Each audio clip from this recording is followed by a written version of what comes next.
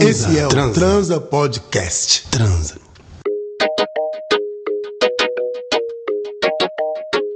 Ei, gente, como vocês estão? Bem-vindos ao Transa Podcast.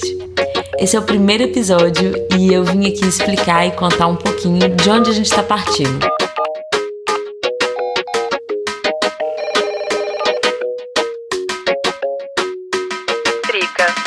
Bem, primeiro vamos falar da palavra transa. Eu acho que quando vocês escutam isso, não sei, mas geralmente a gente tende a levar essa palavra pro lugar do sexo, né? E é uma pira, é um grande assunto, possivelmente a gente vai falar muito sobre isso aqui, mas a palavra trans ela é muito mais do que isso também. Eu adoro essa palavra, eu acho que ela me remete muita coisa e principalmente a um movimento de encontro das coisas. Transa, de todos os nomes usados para descrever o ato sexual, é o único que está falando do movimento e do ponto de encontro. Porque assim, quando a gente fala sexo, por exemplo, a gente está falando de uma coisa quase biológica. Quando a gente está falando de fazer amor, é uma coisa bem romântica, né? Só que transa não. Transa diz do gesto dos corpos se encontrando e se fundindo. E eu acho isso muito bonito quando a gente está falando de sexo, mas eu acho essa ideia como um todo algo muito poderoso, assim. Porque quando a gente está de encontro a algo, seja um olhar, uma perspectiva, um corpo em encontro ao outro, eu acho que a gente está abrindo ali todo um universo, assim, sabe? Possível, assim. A gente se torna outra coisa. A gente se entrelaça, a gente é atravessado e atravessa. O nosso corpo se torna outro e o corpo da outra pessoa também. E alguma coisa outra surge. E é um pouco dessa ideia que esse podcast nasce, assim. A ideia aqui é falar um pouco das coisas que me atravessam. Então eu tô falando a partir do meu lugar e com todas as limitações e cegueiras desse lugar, mas buscando abrir isso e explorar isso e desconstruir e transformar isso também. Porque a ideia é dizer do que me atravessa, atravessar essas coisas de volta e também ser atravessada em retorno. Esse atravessamento vai vir muito de vocês também, que estão me ouvindo agora. A ideia é que cada vez mais vocês possam entrar e a gente transar juntos.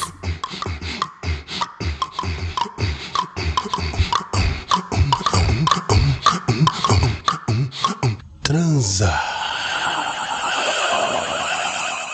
Bem, como que as coisas vão funcionar aqui?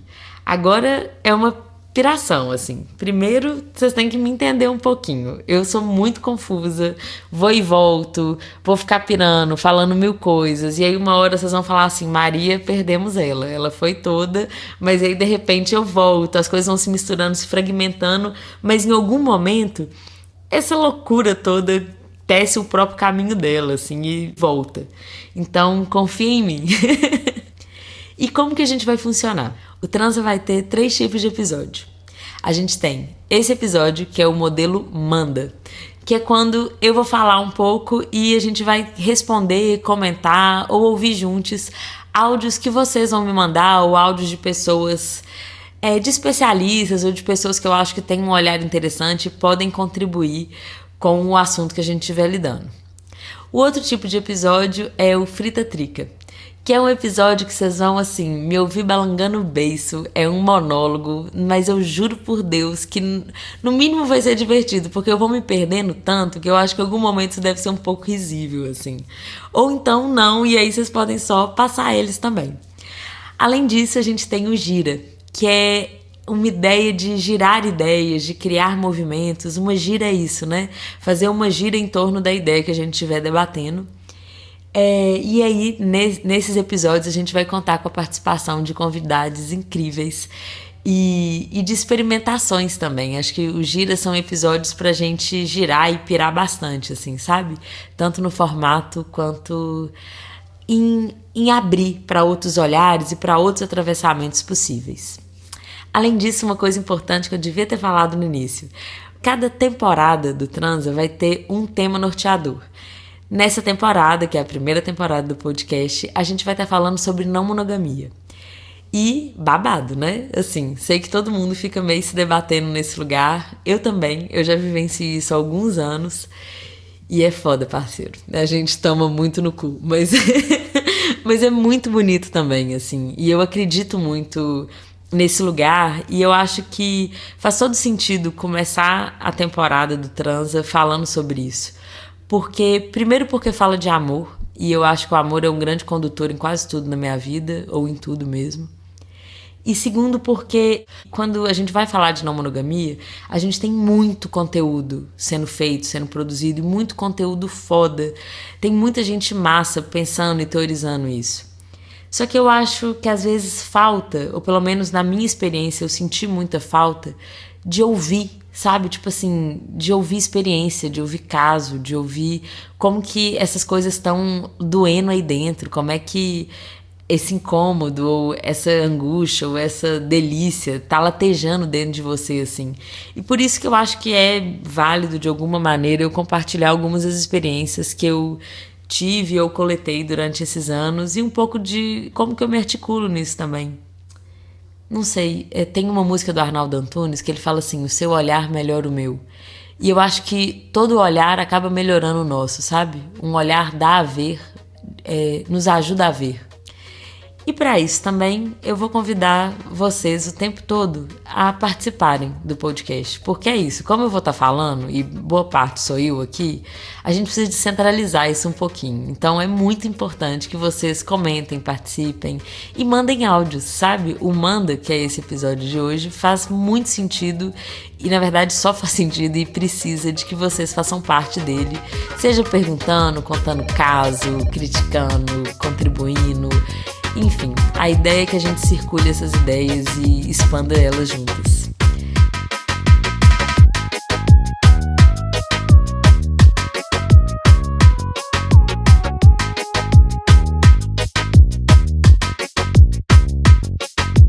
Trica. Então bora começar? Seguinte, o formato desse episódio é o Manda. Como eu falei, eu recebo áudios de vocês, de especialistas, enfim, comentando alguma questão sobre o tema norteador, que nessa temporada é não monogamia. Bora lá. O primeiro áudio, eu não vou citar os nomes, eu vou inventar os nomes da minha cabeça. O primeiro áudio é de Gerânio. Vamos ouvir esse boy. Gente, tive que pedir um amigo para ler esse relato porque ele veio por escrito, viu? Sou homem, tenho 39 anos e moro no Rio de Janeiro. Eu comecei na não monogamia alguns anos atrás e veio de uma forma muito natural. Não foi nada assim planejado, deliberado, uma coisa pensada, vou passar a ser não monogâmico. Não, eu tive alguns relacionamentos e me ensinei a entender que essa forma de se relacionar fazia mais sentido. Então eu me relacionei com várias pessoas do Brasil e de fora, principalmente de fora, tudo muito leve, sem cobranças, mas também com responsabilidade afetiva, que eu acho muito importante. Eu vejo alguns casos do uso do subterfúgio da não monogamia para a pessoa não ter responsabilidade afetiva, mas essa sempre foi uma preocupação muito premente para mim. E aí o que eu vejo também muito aqui no Rio é uma certa confusão ainda em relação às pessoas não entenderem se são não monogâmicas ou se são só solteiras. Porque eu acho que tem uma diferença aí e eu acho que tem uma incompreensão ainda em relação a isso. São pessoas que participam de grupos e círculos sociais da não monogamia, mas que muitas vezes, quando começa a ter uma pessoa, um ficante fixo ou algo assim, começam a desenvolver ciúme e possessividade. Então eu acho que as pessoas ainda têm essa confusão. Será que você é solteiro ou será que você, de fato, é não monogâmico? Nossa, o boy 1 já chegou assim, mandando, né? Eu acho muito boa essa pergunta, assim. Na verdade, teve várias coisas que esse boy falou que eu achei interessante. Primeiro que eu acho legal ser um cara mais velho que tá vivendo isso há muito tempo, porque eu tenho 25 anos. Pra minha geração, isso já tá sendo um tema que a gente já tá meio que... É igual nasceu com o celular, a gente meio que já tá sabendo, já tá tendo um caminho ali. Mas eu acho que para pessoas mais velhas, isso tem uma outra complexidade, porque a construção da monogamia foi ainda mais forte, a desconstrução dela ainda é uma coisa que está chegando, e já está chegando num momento que você já teve muitas experiências que não passaram por isso ou que não olharam para isso como uma possibilidade, né? Por mais que a não monogamia existe há muito tempo, galera, na moral. Mas assim, a gente está começando a entender e a popularizar esse assunto agora. Então eu acho bom a gente olhar, sabe, por diferentes perspectivas, assim. E eu acho bonito também esse lugar pelo que ele descreve, né? Um relacionamento à distância com muitas pessoas e nesse lugar de ser leve, sem cobrança, mas sempre com responsabilidade afetiva, que eu acho que é um ponto pra gente chamar uma atenção. A leveza não tem nada a ver com falta de responsabilidade. É lindo a gente ser leve, a gente poder ir e vir, a gente poder ter afetos de várias formas possíveis e descobrir como que a gente vai se relacionar, enfim, sem pressão, de uma maneira tranquila. Mas tem que ser de uma maneira que respeita. É muito importante a gente sempre ter essa atenção. Porque um risco que a gente corre, ainda mais porque tá tudo meio tão novo e a gente tá explorando agora, é a gente muitas vezes disfarçar a não monogamia num discurso que na verdade a gente tá sendo tosco com a pessoa, sabe? E todo mundo tá meio passível a isso, e eu acho que é importante a gente sempre ter essa atenção. A gente tem que ser responsável pelo nosso afeto e pela forma que a gente comunica e os limites que a gente dá ou não pra ele, porque isso vai estar gerando consequências e vai estar gerando expectativas nos outros, e a gente vai ter que se responsabilizar um pouco por isso, sim. Mas vamos focar um pouquinho nessa coisa que ele fala no final, que eu acho que é o mais interessante, que é sobre a diferença da não monogamia ou estar solteiro, né? Eu acho que é uma investigação a ser feita. Acho que todo mundo tem que se investigar um pouco nesse lugar. Que é pra pensar primeiro como que você funciona. Tipo assim, como que você distingue os seus afetos. O que é pra você estar solteiro, o que é pra você estar em relação. Eu acho que existe uma diferença na disposição que a gente tá, sabe? Na escolha que a gente faz. Se relacionar é sempre uma escolha, assim como tá em encontro, né? Mas eu acho que tem uma distinção aí que é importante. Porque eu acho que se a gente dá um nome só pra tudo, a gente perde a diferença da coisa. É muito importante a diferença. É importante eu diferenciar um afeto do outro. Não pra criar uma hierarquia nesses afetos, mas pra eu conseguir perceber onde cada coisa me move. É uma forma de eu exercitar os meus filtros internos também e os meus limites e até onde eu estou disposta a ir. Mas em todos os casos, seja solteiro ou seja não monogâmico, eu acho que tem esse ponto que ele fala da responsabilidade afetiva que é muito importante. É preciso comunicar em que pé você tá naquele encontro ou naquela relação. O outro precisa saber, até para que ele também possa se articular e estabelecer os seus limites e os seus desejos. Bem, vamos pro caso. Eu não vou ficar inventando nome, não. Tem hora que eu vou, mas agora eu não vou, não. Seguinte, vamos pra esse boy 2 aí. Eu sou uma pessoa que nunca sentiu ciúmes, assim. Eu sempre fui muito tranquilo, com diversas questões aí envolvendo relacionamento aberto, embora eu nunca tivesse tido um de fato, assim, mas em experiências de envolver outras pessoas, experiências pontuais, assim, nunca foram um problema pra mim. Quando eu conheci a né, minha atual namorada, a gente começou quando ela tava, tipo, recém-terminada, e tava naquela época de solteirice, e eu tava numa época muito boa também como solteiro, fraga. Então a gente resolveu que a gente se apaixonou pra caralho, assim, de primeira. E a gente resolveu que a gente ia entrar num relacionamento aberto. E a gente ficou assim, sei lá, uns 7 meses. E no início era bem intenso, assim, sabe? A gente saía separado e eu sabia que ela ia ficar com alguém. E eu sempre ficava com alguém e tal. E era bom também porque a gente sempre tinha, experiências juntos, assim, né? Com outras pessoas e tal. E aí o tempo foi passando. E as coisas começaram a ficar meio assim, pá e tal. A gente começou a ter um certo ciúmes. E foi uma coisa muito nova pra mim, porque eu nunca senti ciúmes, mas eu também tenho muito certo na minha cabeça que eu nunca gostei de alguém igual eu gosto dela. E aí eu comecei a reparar que tava virando um pouco uma competição. Mas enfim, começou a virar aquelas confusões mesmo, assim, de relacionamento aberto. E aí a gente resolveu, com essas confusões, que não eram brigas entre nós, eram desconforto, sabe? Ela foi querer ter uma experiência com um amigo ali e o cara já ficou afim dela, sabe aquela coisa de homem emocionado? E aí isso começou a gerar um negócio quando eu aparecia lá pro grupo de amigos, e a gente foi vendo, tipo, pô, não tá certo. E a gente não faz questão dessas coisas, então vamos fechar o relacionamento por um tempo? Aí, mano, juro, depois que a gente fechou o relacionamento, a gente começou a ter muitos ciúmes e muita insegurança um com o outro. E eu não diria que é tóxico, porque não é, mas é algo muito novo. E isso virou uma pauta muito grande, assim, no nosso relacionamento. Tipo assim, ciúmes, sentir uma certa insegurança, sentir aquela coisa aquela insegurança de sempre achar que o outro tá ali flertando com outra pessoa, que sempre tá, tipo, se reprimindo e não ficar com as outras pessoas por um consenso novo ali no relacionamento. E aí é uma grande incógnita na minha cabeça, assim, do porquê que virou isso. E eu acho, em grande parte, assim, pelo meu lado, pelo menos, é porque o lado dela é que eu acho que ela é uma pessoa muito orgulhosa e tal.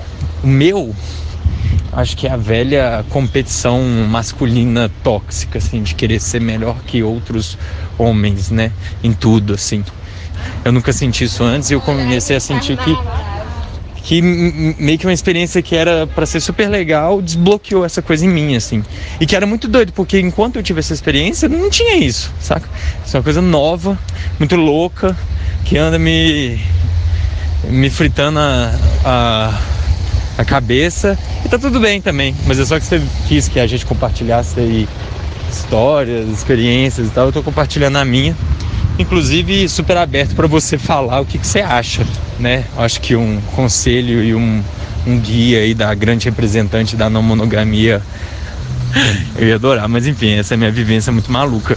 Você já viveu isso? Você sente ciúmes? Você sente comparação? Você sente competição? Acho que quando você é mulher é mais fácil isso, né? Nós homens somos meio intoxicados com essa porra. Eu amo esse caso. Porque eu acho que ele é muito bom pra gente poder olhar, desconstruir e pensar algumas coisas juntos, assim. E todo mundo ou já viveu, ou já viu, ou tem alguém, algum amigo, amiga, irmão, irmã, enfim, alguma pessoa próxima que vive ou já viveu isso, assim. É porque é muito comum. A gente aqui tá falando e consegue ver com muita evidência, assim, alguns sintomas da monogamia. No caso, a não monogamia acho que nem chegou muito perto aqui ainda. Porque o que acontece? A gente tem um percurso, né? Primeiro conhece, apaixona, tudo é muito intenso no início, e aí tudo bem. Nesse momento, como as coisas ainda estão se formando, tá tudo bem ser aberto, ter experiências juntos, tudo certo. Mas aí, beleza. Então, o negócio começa a dar pau, começa a vir algumas angústias, alguns desafios, aquilo ali vai doendo um pouco. Ah, não faz muito sentido, bora fechar? Aí vem o fechamento numa tentativa de resolver o problema. Que, na verdade, é igual, não sei, tomar vitamina C pra curar a perna quebrada, sabe? Tipo assim, porque o fechar a relação, ele não vai resolver o problema, porque ele não tá olhando pro problema. Na verdade, o fechar a relação é buscar uma solução externa para um problema que tá acontecendo internamente. Então, eu sei, ciúmes é muito difícil, e eu tô falando parecendo que eu resolvi aqui já, mas eu também sinto ciúmes, e é uma merda, porque é isso, é como se fosse um leão dentro da gente, né? É um bicho que vai tomando conta da gente, e de repente você tá quase voando no pescoço de uma pessoa, e você não quer ser assim. E é uma merda, a gente sente horrível, o ciúmes é uma merda pra quem sente, pra todo mundo que tá envolvido ali. Mas a gente também consegue segurar o leão pela boca, se unir àquilo, não negar os ciúmes, não negar o que a gente está sentindo, mas também não deixar com que aquilo nos devore ou devore ao outro. Eu acho isso uma tensão e um exercício interno que todo mundo tem que fazer, assim, e é difícil pra caralho. Mas o nosso ciúme só a gente consegue lidar, né? Acho que parte da complexidade é essa. Nesse caso, eu acho que tem uma coisa que eu chamaria mais atenção, que é esse lugar da masculinidade, que vai passar bastante por essa lógica do ciúmes, e eu acho que o ciúmes ajuda a fortalecer, mas tem também essa lógica do risco do masculino passar pela ideia de ser o provedor, o macho alfa, o único, e que qualquer outra figura masculina o coloque em risco. E se for mulher, ou se não for uma pessoa que se identifica com o gênero masculino, tudo certo. Aí é fetiche, é outro rolê. Essa história a gente já conhece também, né? E é uma merda. Eu não compartilho desse nesse lugar, né? Eu não me identifico com o gênero masculino, por mais que eu entenda que ele constitui a minha lógica e a minha fluidez no meu gênero também. Mas nesse lugar do homem, desse ideal de homem que eu não compartilho, eu acho que um exercício aí é um pouco se contestar, sabe? Tipo assim, tentar desconstruir esse lugar, porque aí é uma dupla desconstrução. É uma desconstrução dos ciúmes, mas é também uma desconstrução desse ideal do masculino que você precisa ser o único e o grande lugar. Pro homem parece que só tem um lugar, né? E pra mulher pode ter vários, assim. E eu acho que é primeiro começar por aí, porque aí você vai estar desconstruindo tanto a monogamia quanto a masculinidade também e todas essas fragilidades. Que tá tudo bem, sabe? Tipo, testar, sabe? Tipo assim, tentar desconstruir esse lugar, porque aí é uma dupla desconstrução. É uma desconstrução dos ciúmes, mas é também uma desconstrução desse ideal do masculino que você precisa ser o único e o grande lugar. Pro homem parece que só tem um lugar, né? E pra mulher pode ter vários, assim. E eu acho que é primeiro começar por aí, porque aí você vai estar desconstruindo tanto a monogamia quanto a masculinidade também e todas essas fragilidades. Que tá tudo bem, sabe? Tipo, tá tudo bem estar em risco. Eu acho que trabalhar os ciúmes tem um pouco a ver com isso também. Não é extinguir o risco, mas aprender a lidar com o risco e com a insegurança de uma maneira mais tranquila. Bem, agora a gente vai ouvir o áudio de uma mana e vamos ver o que ela tem pra trazer pra gente. Vamos lá. Dizer da não monogamia. Acho que ela chegou tarde pra mim. Foi uma coisa que eu sempre quis na vida, mas não sabia que era possível. Hoje eu acho massa que tenha tantas pessoas a fim de viver essa experiência, mais possibilidades pra gente. Eu tenho 33 anos. Há uns 10 anos atrás, se você quisesse se aprofundar num relacionamento, tinha muita outra possibilidade. Você tinha que ser exclusivo, né? Você tinha que ser monogâmico. Não encontravam-se muitas pessoas a fim de relacionamentos abertos ou experimentar formatos diferentes. Mas aí por que eu digo que chegou tarde? Porque quando a não monogamia se tornou um pouco mais abrangente, mais pessoas começaram a experimentar, eu já era mãe. E as mães não têm muito espaço, em geral, na sociedade, né? Nem nas ruas, nem no mercado de trabalho, nem nas universidades. E muito menos na não monogamia. As pessoas, a maioria delas, estão a fim de, né, sair muito, se divertir e tal. E isso não cabe numa vida de mãe. Principalmente numa vida de mãe solo.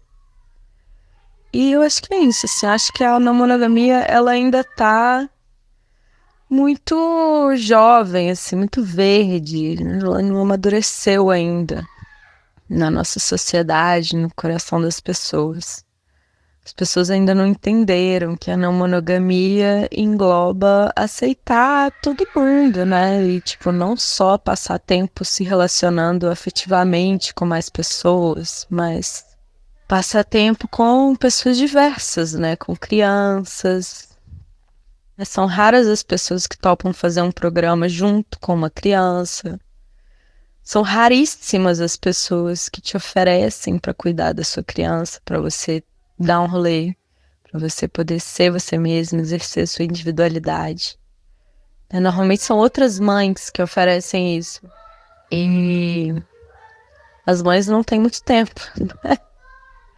Nem para si mesmas, nem para doar para os outros. Então, assim, eu acho que a não monogamia tem futuro, mas que a atualidade da não monogamia não serve muito. Não serve para muita coisa ainda. Acho que as pessoas estão evoluindo ainda, entendendo como ser não monogâmicas. Eu acho essa fala toda muito bonita, assim. E acho que tem várias questões que a gente pode elaborar. A primeira coisa que eu acho lindo quando ela começa falando que sempre quis e não sabia que era possível, assim. Eu acho que todo mundo que, quando começa a viver a não monogamia, sente um pouco isso, sabe? Eu lembro que a primeira vez que eu tava em conflito, assim, porque eu tava apaixonada por duas pessoas. E eu sentia que eu tinha que escolher entre uma e outra, até que uma amiga minha, que era mais velha na época, virou e falou assim: por que você não continua a relação com as duas pessoas? São duas pessoas massas, você tá se sentindo com vontade de estar desenvolvendo coisas, você não precisa escolher. Você pode, na verdade, você tá escolhendo essas duas pessoas, você não precisa tentar criar uma prioridade entre essas relações, não faz sentido. Me abriu um caminho, assim, sabe? Eu falei, gente, o amor, ele pode outros caminhos que não o caminho que sempre foi construído, assim. E eu acho isso tão bonito. Dá um alívio, né? São mais possibilidades pra gente, como ela fala, e eu acho que tem esse lugar também que a gente não sabia que isso era possível, e agora que a gente sabe, a gente tá ali tentando descobrir o que a gente pode com isso também. Mas voltando ao que ela tá falando, ela também tá dizendo de um esforço das relações. Porque se relacionar com uma pessoa que já tem filho, com uma mãe que já tem filho, é uma coisa que talvez vai ter que te demandar outras coisas. Não é nem mais nem menos, são só outras coisas. E buscar a não monogamia, eu acho que também diz de se abrir para esses lugares, sabe? Tem uma dor que ela menciona que eu acho que dói muito quando eu escuto, pelo menos. Que é o fato de, de sentir que não tem como competir, entre aspas, eu não gosto nem um pouco dessa palavra, mas porque sempre tem pessoas que talvez vão ter mais tempo, que vão estar mais disponíveis e que ela vive num contexto que não vai funcionar dessa forma. E eu acho que isso é uma pergunta, sabe, pra gente, assim, quem tá disposto a se relacionar com uma mãe? Quem tá disposto a entender e a incluir uma criança também na lógica de relacionamento e de afeto? E eu acho que a gente tem que pensar nessa disposição. Eu acho que a não monogamia diz também de estar disposto a olhar as relações para um outro lugar. E um lugar também que vai estar entendendo outras complexidades e responsabilidades de estar em relação. E se abrindo um pouco para isso, sabe? Porque a gente às vezes tem uma lógica de relação que ela é muito escrota, porque ela tem uma coisa de nos servir para algo. O amor não tá ali para nos servir, não. Ele tá ali para ser, a gente tá ali para criar coisas, assim, para construir coisas e para lidar com as complexidades de outros corpos, de outras experiências, de outras vivências e de pessoas que têm outras complexidades que não as nossas. E é se abrir para isso também, sabe? E é se articular para isso. E aí, eu digo não só se você estiver se relacionando amorosamente ou afetivamente. Eu acho que também é a gente pensar naquela lógica que eu acho linda, né? Que uma criança, ela não é uma responsabilidade só da mãe, do pai, das mães, dos pais.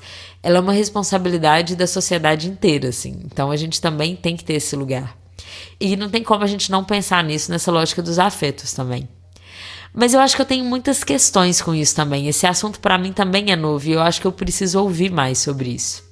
E é por isso que a gente vai ter um episódio totalmente dedicado a pensar maternidades e não monogamia, porque eu acho que eu não sou a melhor pessoa para falar isso, porque eu não tenho essa vivência na minha trajetória e eu acho que a gente precisa ouvir. Então eu chamei algumas mães incríveis para poder compartilhar um pouco das suas experiências com isso. E é isso, fiquem atentos que vai ter esse episódio e ele vai ser muito massa.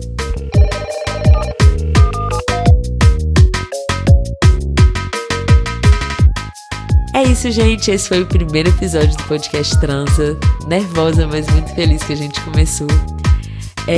Foi mal afalazada, mas é isso. Espero que tenha feito sentido pra você. E é isso, simbora trocando.